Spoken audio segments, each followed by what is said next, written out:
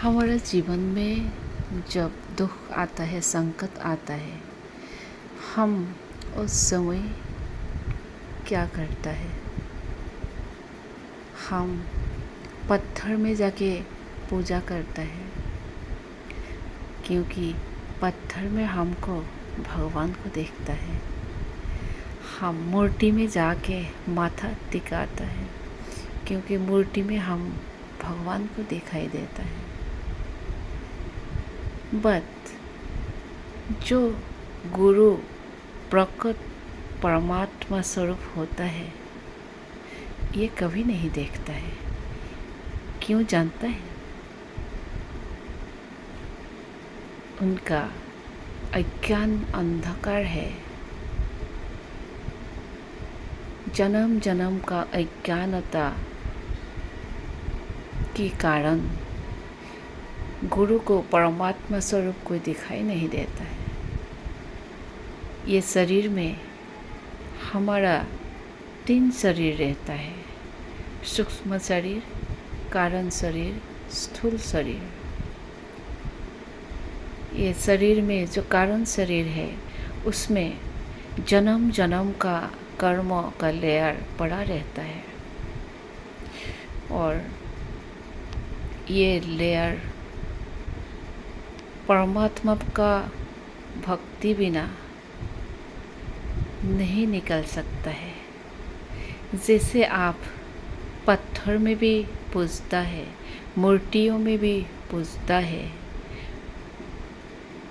इंसान का, जीव जंतु का सेवा करता है, इस सभी पुण्य कर्म का फल रूप में आपका जीवन में वही परमात्मा गुरु रूप में आके प्रवेश करता है और आपका सामने दर्शन होता है। और उस समय आप अगर उस गुरु को परमात्मा स्वरूप में समझकर, देखकर, आप सब कुछ समर्पित होके इस गुरु को ही परमात्मा स्वरूप देख के भक्ति करता है, उनका बोलना सुनता है, उस गुरु ने दिया हुआ ज्ञान को अपना जीवन में उतारता है, तो भी आपका जीवन का सारे कर्म रिलीज हो जाता है और आपका मनुष्य जीवन का सफल होता है। दोस्तों, गुरु बिना आप जितना डिग्री लो, डॉक्टर बनो, इंजीनियर बनो, प्रोफेसर, जो भी बनो, आपका जीवन सफल नहीं होगी।